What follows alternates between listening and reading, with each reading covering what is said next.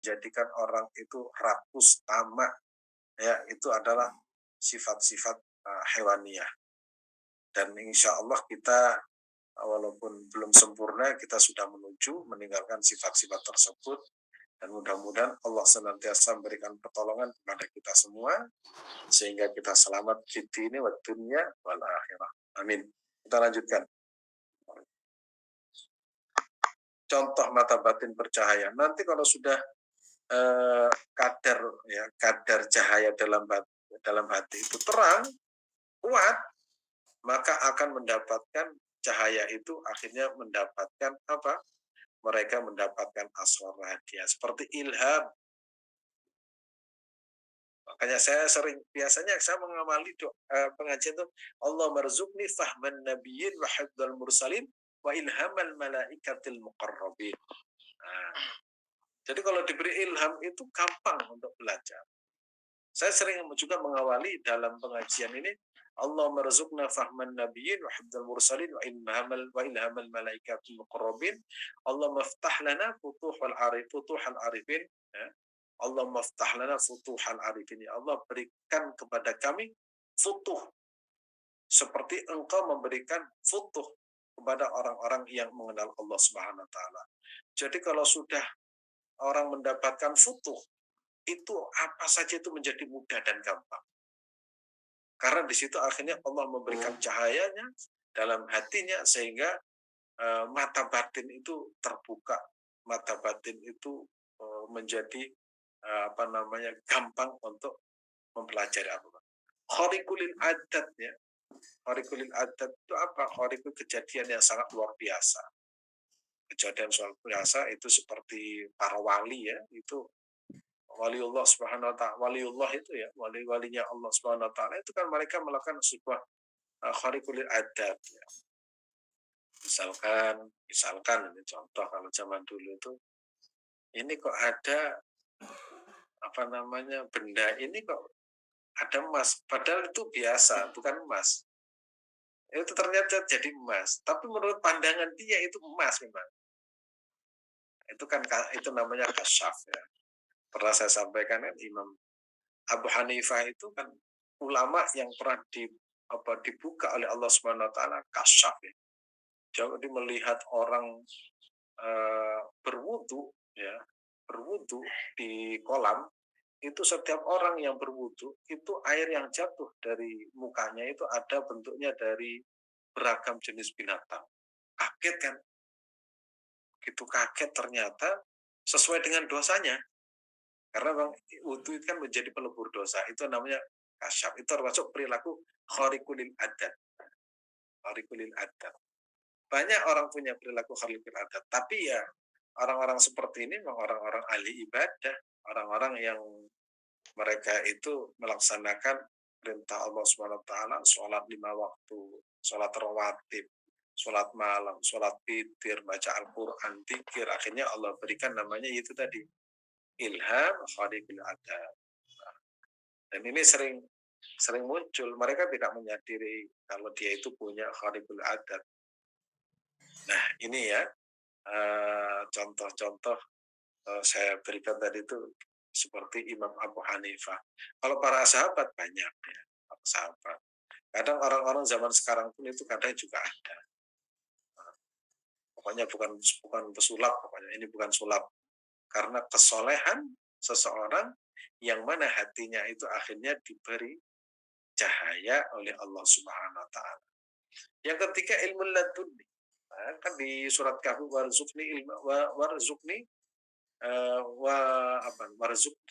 Allah marzuqna ilma laduni. Wal min ladunna ilma. Min ladunna ilma. Nah, itu pernah kemarin saya bacakan ada sebuah sholawat ya. Sholawat Allahumma sholli ala sayyidina Muhammadin sholatan tankashifu biha ma ghaba anni warzuqna biha ilman ladunni wal mashrab al hani ya wahab ya ghani wa ala alihi wa sahbihi wasallam. Jadi memang ada sholawat itu agar supaya kita itu diberikan ilmu yang bisa ilmu laduni. Jadi ilmu itu ada dua, pertama ilmu muktasab, yang kedua ilmu ghairu muktasab. ilmu yang didapatkan dengan cara belajar dengan sungguh-sungguh, wa ilmu ghair muhtasab, dan ilmu yang tidak harus banyak belajar, itu membersihkan hati dari berbagai kotoran, membersihkan hati dari berbagai maksiat. Akhirnya Allah berikan kemudahan mendapatkan ilmu tersebut. Itu namanya ilmu laduni. Juga ada doa-doanya. Nanti insya Allah setelah selesai kitab Al-Hikam itu ada doa-doa tertentu. Kita lanjutkan.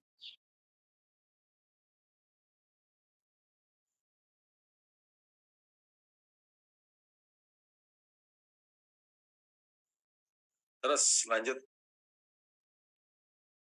4 cahaya. Belum. Cahaya itu tidak diketahui kecuali dalam selubung makhluk malakutnya, gaib, dari pandangan manusia.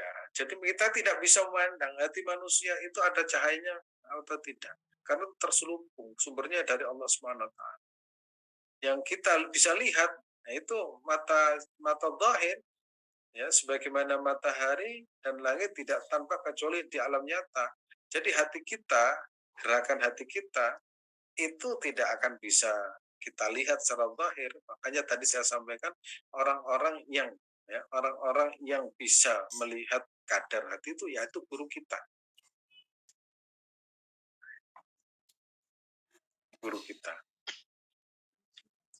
Nah, ini makanya kalau kita sudah bisa melihat alam malakut, bukan melihat dengan mata ini, itu berarti kita itu telah dimudahkan oleh Allah untuk melaksanakan ibadah. Bukan melihat, bukan kita masuk di alamnya, itu bukan tapi kita melihat bahwa ibadah yang kita kerjakan itu betul-betul bersumber dari kebersihan hati kita dari berbagai kotoran. Kita lanjutkan.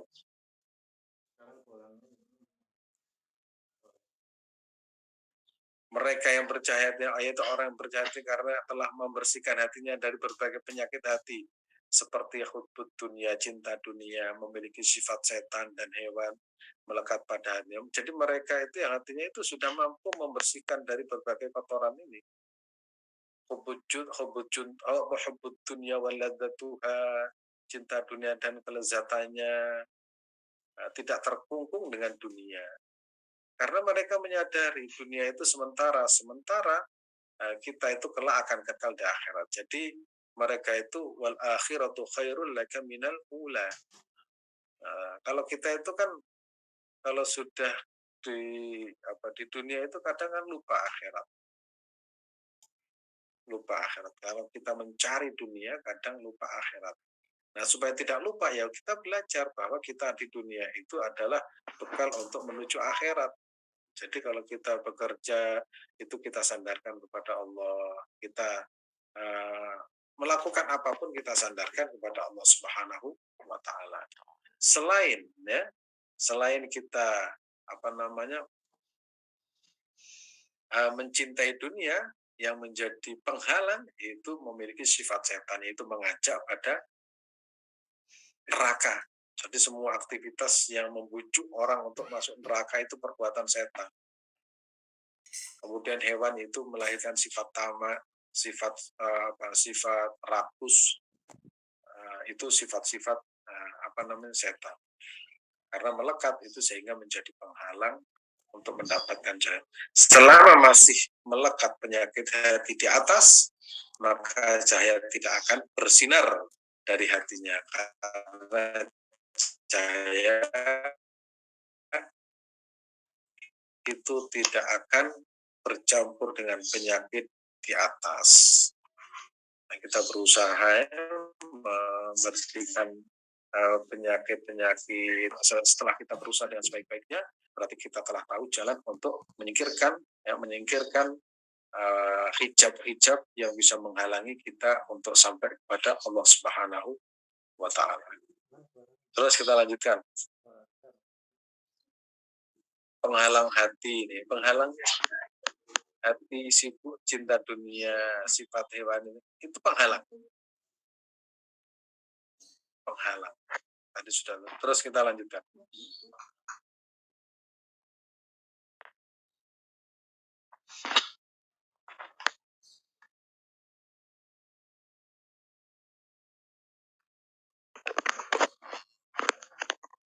Barang siapa yang mampu membersihkan diri dari sifat di atas, maka mata batinnya akan bersih sehingga akan senang melaksanakan ibadah serta menikmati.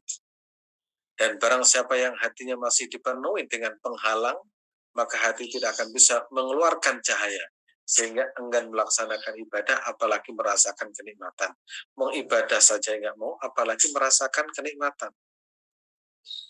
Ya, kita nggak akan bisa bercerita kopi itu enak kalau tidak bisa merasakan nikmatnya kopi. Kalau belum mencicipi saja tidak cukup. Baru kita setiap hari, ya setiap waktu meminum kopi, menemukan kopi, baru tahu oh kopi arabica seperti ini, kopi robusta seperti ini, kemudian kopi lanang seperti ini, kopi kayu seperti ini, kopi dampit seperti ini, kopi Bali. Itu karena apa? Karena kita sudah kalau kita sudah sering sholat malam, sudah sering baca Al-Quran, kita akan bisa menikmati. Kalau sekali belum bisa, kita bisa menikmati karena hati kita itu bersih. Dan mudah-mudahan Allah Subhanahu wa Ta'ala senantiasa menuntun hati kita, ya, memberikan jalan pada hati kita untuk bisa rajin beribadah dan menikmati. Kalau sudah seperti itu, berarti kita telah dibuka hati kita, dan setelah dibuka hati kita, insya Allah kita itu akan mendapatkan miracle atau asror.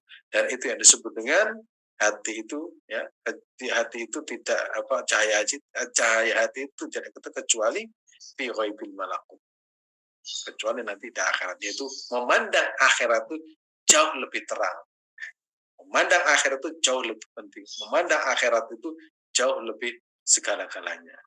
Terima kasih, saya kembalikan kepada Mas Adit.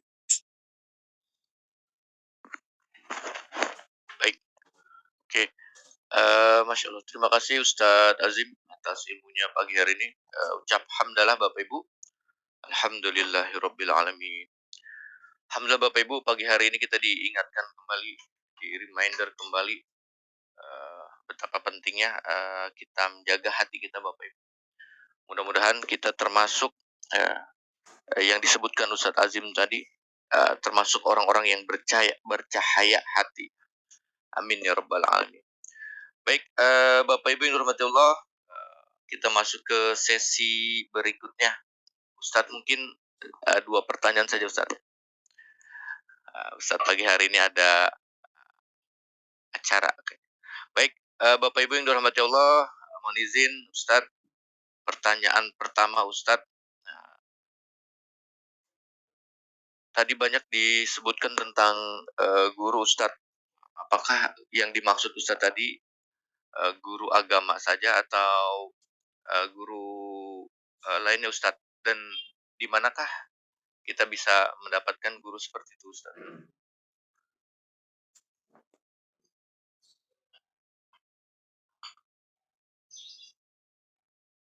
Maaf Ustadz, masih termute Ustadz. Namanya guru itu kan banyak ya. Mungkin kita punya guru yang pernah ngajari kita mulai baca A, I, U, qiraati itu juga guru. Terus ada lagi guru yang mengajari tentang toharoh, bersuci, itu juga guru. Ada juga yang mengajari kita sholat yang baik dan benar, itu juga guru. Ya, ada juga yang guru itu menuntun rohani kita, yaitu mengenal lebih dalam sifat-sifat Allah, mengenal lebih dalam sifat-sifat Rasulullah. Akhirnya muncul kan rasa cinta kepada Allah, rasa cinta kepada keluarga Nabi, dan lebih-lebih cinta kepada Allah Subhanahu wa Ta'ala, karena kita tahu dan lebih istiqomah di dalam belajar, akhirnya melahirkan rasa. Jadi sholat itu bukan hanya rukuk, bukan hanya sujud, tapi punya makna yang luar biasa dalam sujud dan rukuk itu. Nah, setelah itu guru kita itu mengajari ini zikir ya, zikir pagi, zikir sore, agar supaya hati itu ada yang menyinari setiap pagi dan sore. Dan akhirnya bukan hanya sholat dan puasa yang kita kerjakan, bukan hanya meninggalkan larangan, tapi ada rasa kenikmatan di dalam beribadah. Itu namanya guru ruhani kita. Ya, guru rohani kita. Dan namanya guru itu tidak pernah berpikir untuk mendapatkan sesuatu. Karena kenikmatan bagi seorang guru itu ketika muridnya itu mendapatkan kesuksesan seperti dirinya, itu kepuasan. Nah, itu guru-guru seperti itu kan dulu gitu. Jadi muridnya dituntun untuk cinta Allah, kenal Allah, ibadah kepada Allah. Tapi kalau guru pada umumnya setelah mengajar itu kan dapat berapa. Nah, kalau seperti itu ya nanti berhentinya ya pada materi itu tadi. Nah, kita belajar ya, belajar siapapun orangnya kita belajar agar supaya kepuasan kita itu tatkala menuntun seorang murid itu mendapatkan rasa cinta yang sesungguhnya kepada kekasihnya, yaitu Allah Subhanahu wa taala dan Rasulullah Shallallahu alaihi wasallam. Nah, jadi itu. Kalau saya hanya menyampaikan sebagaimana apa yang disampaikan oleh guru-guru kita yang memberikan sanad, insya Allah rajin sholat bersama-sama, ya, insya Allah rajin zikir bersama-sama, dan insya Allah di surga juga bersama-sama. Amin. Baik, Masya Allah, terima kasih Ustadz Azim. Baik Ustadz, mungkin satu pertanyaan lagi Ustadz. Ya. Oke, ini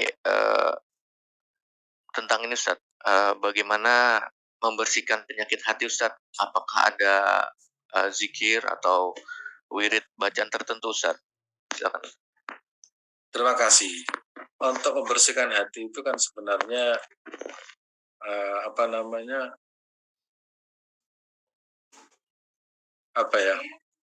hati kita itu sebenarnya kan sampai kapanpun tidak akan bersih. Tetapi hati yang ada pada diri kita itu kita perangi. Memang perang kita. Makanya ngaji seperti kan tahu, ya, tahu kadar. Oh, saya kok masih punya rasa sakit hati. Oh, berarti ini tidak boleh. Berarti ada orang menyakiti hati kita. Saya harus walafinya. Oh iya, saya harus maafkan. Nah, itu karena kita punya guru yang ngajari kita. Kalau hilang itu nggak akan bisa. Hilang sama sekali nggak akan bisa. Selama kita di dunia, hasud nggak akan bisa hilang. Tapi kita tahu, oh ya hasud itu dosa. Nah, itu misalkan iri itu dosa, kita tahu. Makanya kita punya panduan hidup ya. Panduan hidup Al-Quran dan hadis itu kan berupa teks. Itu yang bisa memberikan pemahaman siapa ya guru kita. Makanya dalam keilmuan itu ada namanya ilmu ahwal. Ahwal itu apa? Ahwal itu perilaku seorang guru. Zaman dulu itu kita tidak bisa membaca, tapi yang kita lihat kan guru kita. Oh iya, guru kita cara mengelola keluarga begini, cara mendidik anaknya seperti ini, cara mencari nafkah begini, kemudian cara berinteraksi dengan tetangga begini. Itu karena melihat, walaupun tidak ada dalilnya, tapi yang dilihat itu kan, oh guru saya begini. Makanya guru itu penting, sehingga dalam istilah kita itu digugu dan ditiru. Nah, itu perjalanan orang saleh itu seperti itu. Nah, kalau umumnya sekarang itu kan hanya membaca, nggak tahu ini sumbernya dari mana. Kalau dulu hanya membaca satu baris hadis, tapi perilaku itulah yang menjadi contoh nyata. Sebagaimana Nabi Muhammad SAW oleh para sahabat, kan banyak para sahabat tidak bisa membaca, tapi Nabi Muhammad sebagai uswatun hasan. Laqad kana lakum fi Rasulillahi uswatun hasan, menjadi teladan. Oh, cara minum Nabi itu begini. Oh, cara Nabi itu begini. Kalau ada orang menyakiti, dimaafkan. Kalau ada orang yang dendam, itu Nabi tidak pernah berpikir untuk membalas dendam. Itu akhirnya perilaku Nabi itu menjadi panduan bagi sahabatnya. Sebagaimana panduan kita, ya, guru kita menjadi panduan hidup kita. Saya memang ada beberapa guru itu yang misalkan saya punya guru itu perilakunya itu bagus, akhlaknya bagus, sabar, santun, pokoknya saya ini orang. Terus ada lagi satunya itu zikirnya kuat, saya ngambil dari beliau itu yang kuat berzikir, baca ini. Dan ada lagi satu ilmunya itu mumpuni, saya ambil ilmunya, ya. Kemudian ada lagi satu ahli hadis, akhlaknya bagus. Akhirnya kita semakin banyak guru akan semakin banyak referensi di dalam memberi kontribusi terhadap diri kita untuk mencontoh. Mudah-mudahan bermanfaat, ya, barokah, hidup kita barokah. Amin ya rabbal alamin. Amin ya Allah ya rabbal alamin. Baik, terima kasih Ustadz Azim atas penjelasannya. Alhamdulillah. Ucap hamdalah sekali lagi Bapak Ibu. Alhamdulillah ya rabbil alamin. Kita doakan Ustadz Azim selalu dalam keadaan sehat Bapak Ibu. Amin amin. Sehingga Amin, bisa membina kita selalu Bapak Ibu. Amin ya rabbal alamin. Baik Ustadz, sudah pukul 6.35 ya. Ustadz mohon izin ada kegiatan lagi. Ustadz, kita sempurnakan kajian kita di pagi hari ini dengan ditutup doa. Ustadz, tapi mohon izin Bapak Ibu, sebelum tutup doa kita ada informasi ya. Nah, ini seperti biasa setelah tutup doa kita ada sharing session open table seputar haji dan umroh. Nah, ini bersama Pak Solihin, judulnya kapan manasik haji dan umroh. Mungkin Pak Solihin ada sedikit yang akan disampaikan tema pagi hari ini, silakan. Ya, makasih Ustaz Adit. Ustaz Adit yang saya hormati, makasih juga Ustaz Azim yang kita muliakan bersama. Kapan mulai manasik haji dan umroh? Nih ya, menarik kata-kata ini. Ya, sekali lagi kita akan bahas mengenai kapan kita mulainya manasiknya. Ya, biasanya kita 1 bulan, 2 bulan, atau 3 bulan sebelum berangkat haji dan umroh. Ya, kata-kata haji dan umroh kan nggak bisa dipisah ya. Haji umroh itu jadi satu rangkaian. Nah, kita akan bahas Bapak Ibu semuanya tuntunan apa saja yang harus kita lakukan pada saat manasik dan kapan waktunya. Ya, apakah Bapak Ibu yang sudah punya porsi haji atau justru yang belum punya porsi haji. Nah, ini kita bahas bersama ya. Demikian. Nanti setelah sesi doa dari Ustaz Azim. Baik. Terima kasih Pak Solihin. Ya, Bapak Ibu dipastikan yang masih dalam keluasan waktu boleh tetap join di Zoom ini atau bisa bergabung nanti di YouTube YSQ Tour and Travel. Baik, terima kasih sekali kami ucapkan pada Bapak Ibu semua. Ustaz Azim, terima kasih atas ilmunya pagi hari ini. Mudah-mudahan bermanfaat buat kita semua. Ustaz Azim, tafadhol ditutup dengan doa.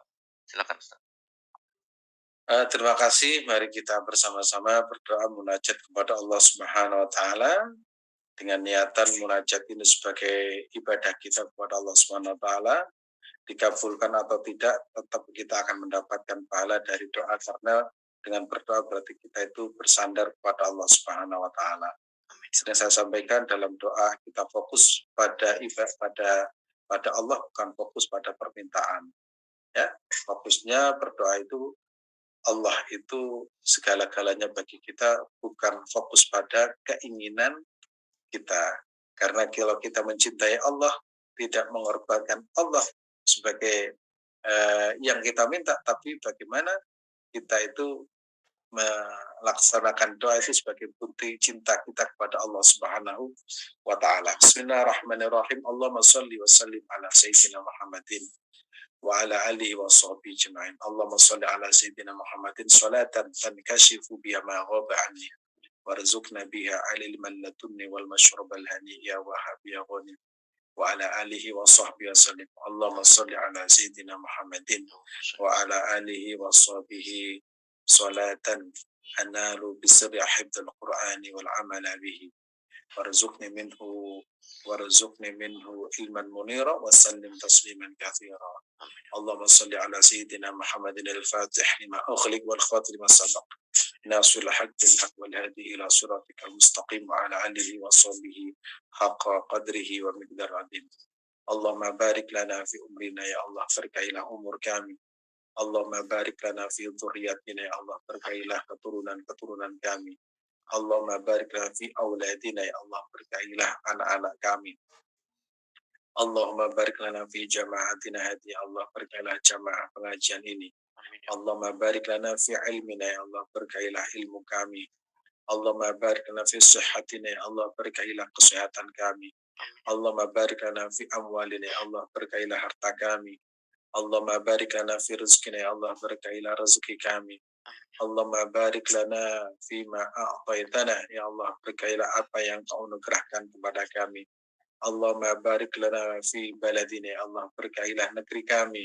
Allahumma rizqna ya Allah rizqan halalan tayyiban wa anta khairur raziqin. Ya Allah, karuniakanlah kepada kami rezeki rizqan halalan tayyiban wa rizqan halal dan berkah. Sesungguhnya Engkau adalah Dat yang memberikan rezeki. Allah merzukna surat Makkah wal Madinah. Ya Allah, karuniakanlah kepada kami rezeki bisa menunaikan ibadah haji. Allah merzukna ziarah Makkah wal Masjid al Mubarakah wa bija Rasulullah sallallahu alaihi wasallam. Ya Allah, karuniakanlah kepada kami rezeki bisa menunaikan ibadah haji dan ziarah kepada kanjeng Nabi Muhammad sallallahu alaihi wasallam. Rabbana atina fid dunya hasanah wa fil akhirati hasanah wa qina adzabannar. Subhana rabbika rabbil izzati amma yasifun. وسلام على المرسلين الحمد لله رب العالمين. الفاتحة. أعوذ بالله من الشيطان الرجيم. بسم الله الرحمن الرحيم. Alhamdulillah. الرحمن الرحيم مالك يوم الدين إياك نعبد وإياك نستعين اهدنا الصراط المستقيم صراط الذين أنعمت عليهم غير المغضوب عليهم ولا الضالين آمين. Terima kasih. Saya mau izin dulu.